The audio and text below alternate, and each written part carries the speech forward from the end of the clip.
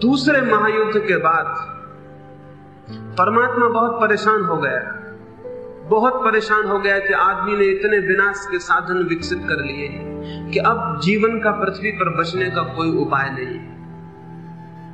उसने घबरा के दुनिया के 3 बड़े प्रतिनिधियों को, रूस को, अमेरिका को, ब्रिटेन को अपने पास बुलाया और उनसे प्रार्थना की कि तुम क्या चाहते हो, किस लिए युद्ध की तैयारी कर रहे हो, तुम्हारी मर्जी क्या है, तुम्हारी इच्छा क्या है, तुम जो चाहोगे मैं वरदान दे देता हूं, वो पूरा हो जाए, तुम मुझसे मांग लो, तुम्हारी आकांक्षा पूरी कर दूंगा, लेकिन युद्ध मत करो, विनाश मत करो, आदमी को जीने दो।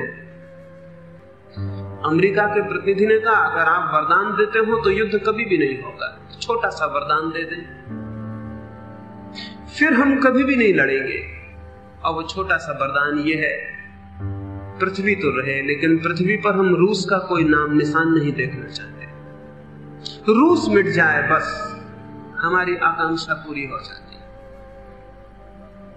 ईश्वर ने नहीं सोचा होगा कि ऐसा वरदान कोई मांगेगा। उसने घबरा के रूस की तरफ देखा। रूस के प्रतिनिधि ने कहा महानुभाव, पहले तो हम आपको ये बता दें, शायद आप तक खबर न पहुंची हो कि हमारे देश ने यह निश्चय कर लिया है कि ईश्वर कहीं है ही नहीं, आप हैं ही नहीं। आप जो मुझे दिखाई पड़ रहे हैं तो मैं सोचता हूं कि या तो मैंने शराब ज्यादा पी ली है या मुझे कोई सपना दिखाई दे रहा है।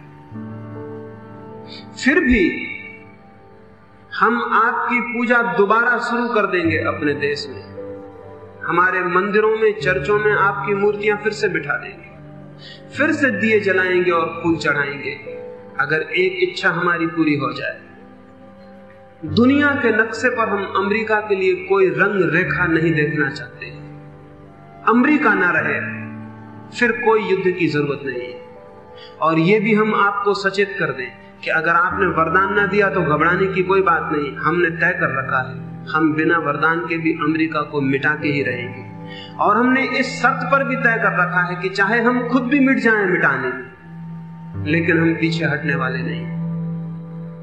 ईश्वर ने बहुत घबरा के ब्रिटेन की तरफ देखा और ब्रिटेन के प्रतिनिधि ने जो कहा वो तुम अपने मन में बहुत संभाल के रख लेना।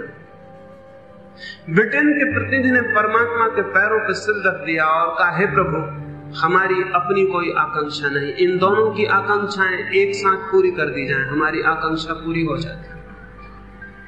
हम अलग से कुछ भी नहीं मांगते हैं, इन दोनों ने जो मांगा है आप पूरा कर दें, हमारी इच्छा अपने आप पूरी हो जाएगी। ये जो कहानी कल्पित ही है, लेकिन हम सबके मन की दशा भी यही है, सारी मनुष्य जात की मन की दशा ये है। हम जैसे एक दूसरे के विनाश के लिए आतुर हो उठे। कोई पूछे कि ये आतुरता क्यों है? आतुरता होनी चाहिए जीवन को जीने के लिए, आतुरता होनी चाहिए कि हम और आनंदपूर्ण जीवन को कैसे निर्मित करें, लेकिन आतुरता इस बात की है कि हम किसी को विनष्ट कैसे करें, और इस शर्त पर भी कि चाहे हम विनष्ट हो जाएं।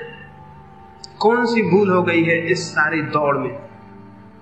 पहली भूल और बुनियादी भूल जो सारी शिक्षा और सारी सभ्यता को खाया जा रही है वो ये है कि अब तक के जीवन का सारा निर्माण पुरुष के आसपास हुआ है, स्त्री के आसपास नहीं।